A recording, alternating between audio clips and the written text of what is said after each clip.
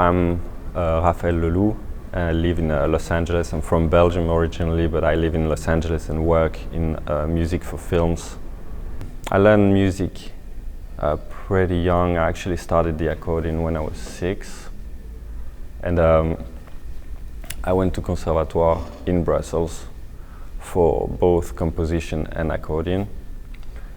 And I also lived a bit in Italy after that. And then I moved to New York to study film music. And yeah, in Italy I learned more of the technological side. Like the software that I'm using, I learned to use it in Italy.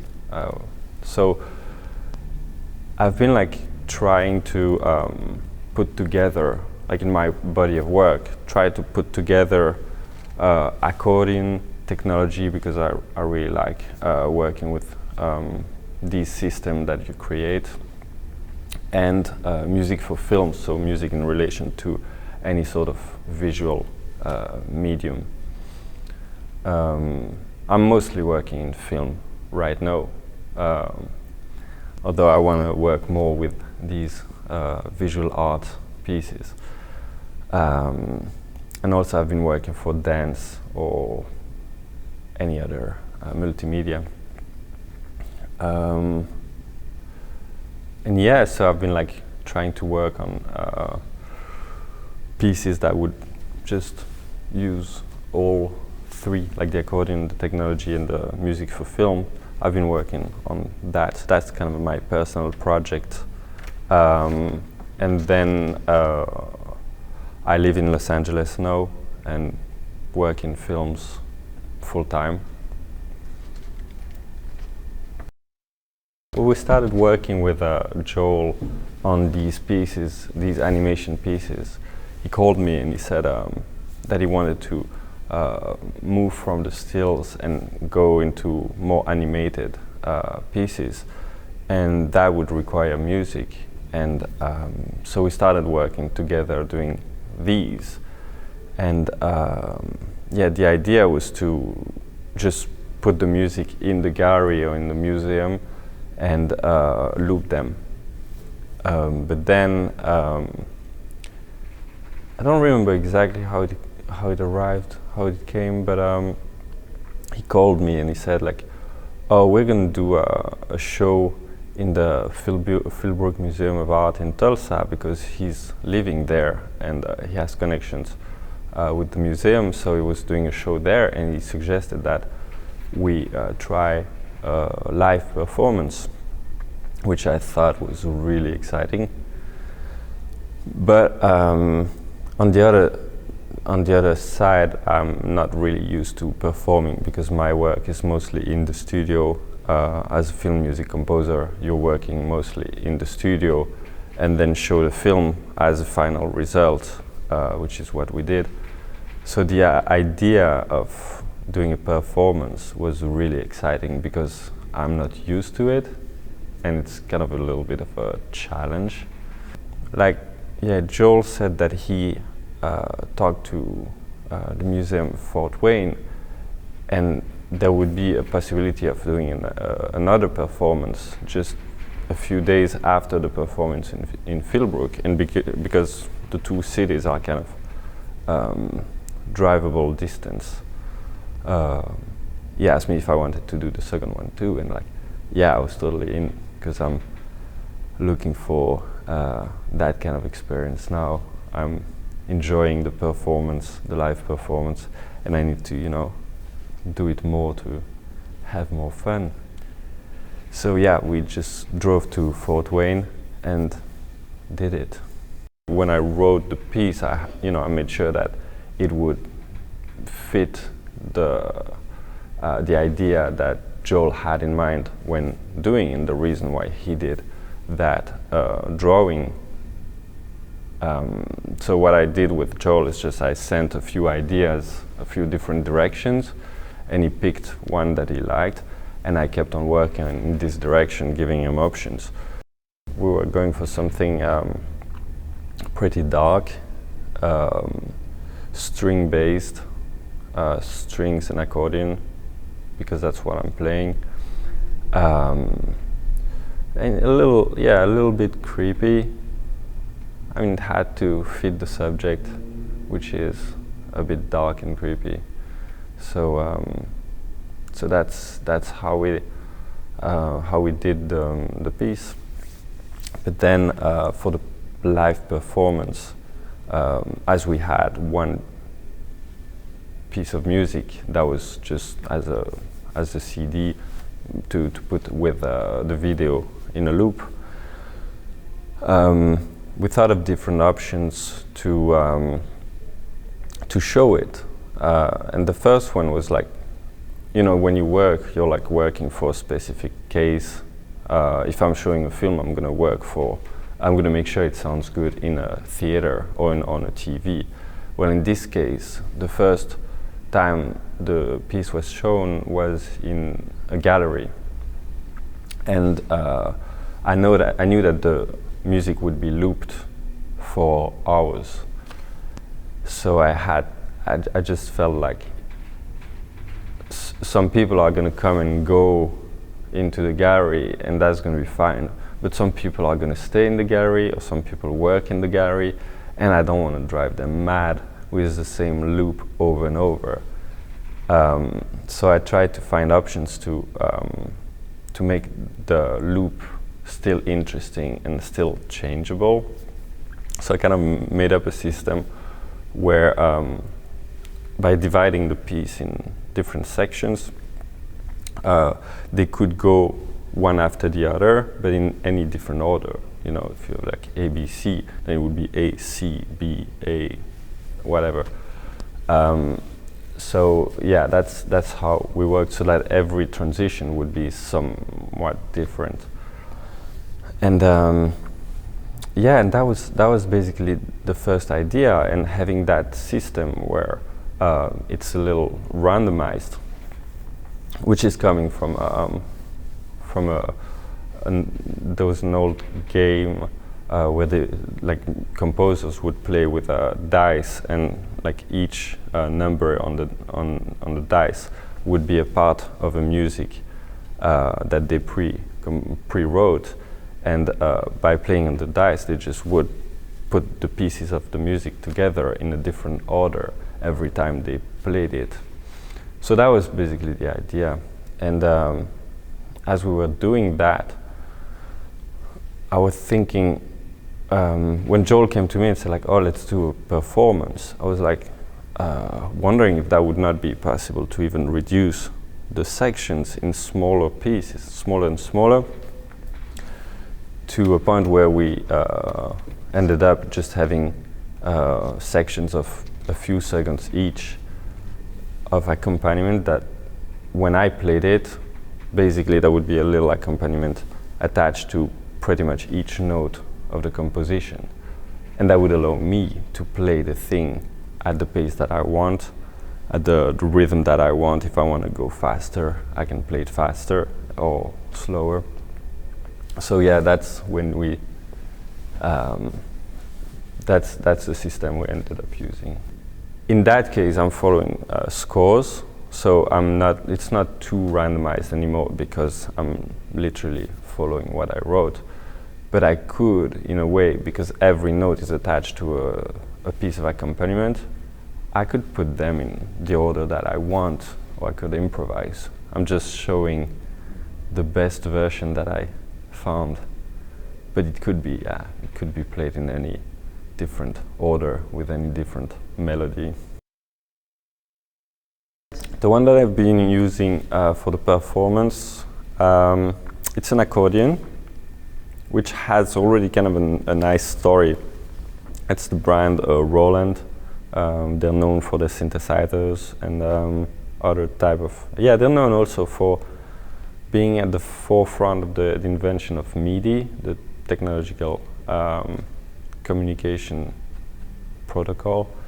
And they, I think the director of the brand, Roland, Japanese person, was so in love with the accordion that he decided one day that he would just reach out to that little village in Italy that is called Castelfidardo, that is just running on making accordions for the rest of the world. So like half of the accordions in the world are made in that little tiny village in Italy.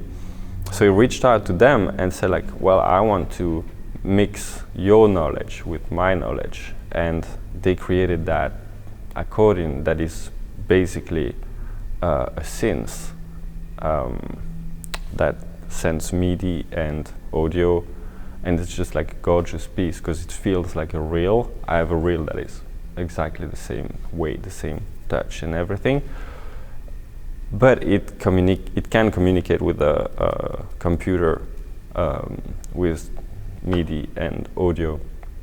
So I've been using that connected to the computer, and the computer has MaxMSP. That's the software that I use. MaxMSP is running on a Apple MacBook Pro. MaxMSP is a software where you can basically create your own systems. It's simply something that translates data into other data. So if I'm, like in this specific case, I'm getting data from the accordion that are note and volume based. And that data, I'm just translating it into a message that says, send this piece of music or loop or like little piece of accompaniment at that moment when I'm touching this specific key. So all the computer does is basically receiving the note, sending a sample, receiving another note, sending another sample. So yeah, that's what I've been doing. I have a pedal control, foot controller, and the foot controller is simply a way to, because it happens in the composition that you want to play the same note twice, because any piece of music repeats a few notes, and I don't always want to send the same accompaniment for the same note. If I'm in a different section of the piece, I want a whole different like set of accompaniments. So the foot controller allows me to switch between sets of samples. Yeah. So if you look at me playing, sometimes I'm just like switching between sets on my foot,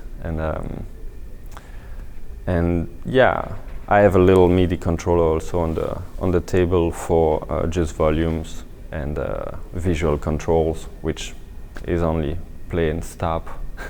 I didn't go too far with the visual controls, but yeah, that's it.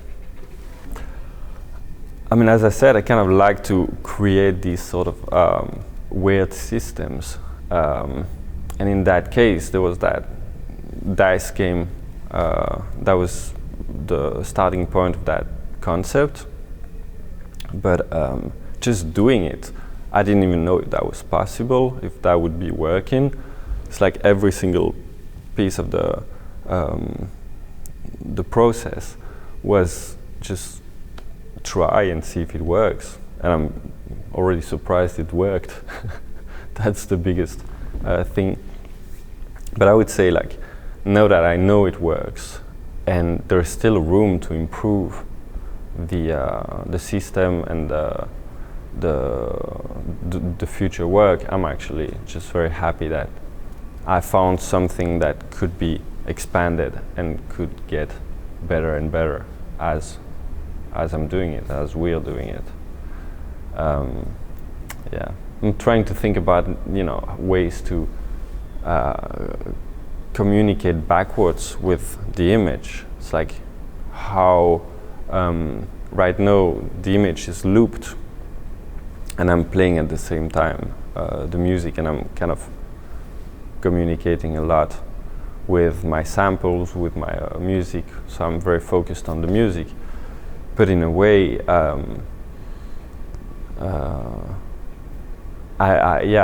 would be happy to see where it goes in the future, and hopefully also make some sort of systems with Joel where the music might have a little impact on the video.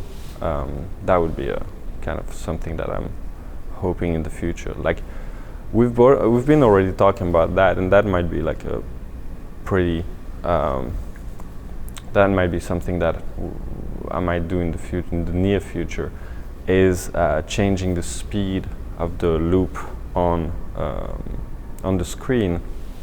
Technically, it would be possible for me to just decide like the speed of the loop in advance, or as we're playing, I could change that, and the loop could go faster or slower depending on the moment of the music. And that could be an interesting point already. So this was a video project that would not be what it is without Rafael's beautiful music. Rafael and I met, God, it's been 4 or 5 years now, at an art residency in New Mexico. And he's a film composer, and at the time I was just making large-scale, two-dimensional drawings. There was no video work. And when we met, I knew there would be a moment eventually where we would be able to collaborate, and it was really a wonderful experience this summer to be able to call him up and say, hey, I'm now making moving images. I want to work with you and bring in this amazing thing that you do. And the collaboration was really fun because Rafael, his strength is as a composer is in this space that's I don't quite know the musical terminology, but it's a little bit horror driven. It's not he doesn't do like full-scale horror movies, but he does a lot of thriller work, and he does movies that are kind of indie thriller, edgy indie thriller movies. And so a lot of his work has this kind of strange dystopian creepy quality to it. And for me, when I'm making works like the video piece here, what I'm interested in is this kind of dystopian moment where there's a tension between something being beautiful and also being terrifying, and wanting to create images that walk that line between beauty and terror, because this was something that culturally was celebrated in the one moment, and now we look back at it and we're terrified by it, and we think, how could that have happened? And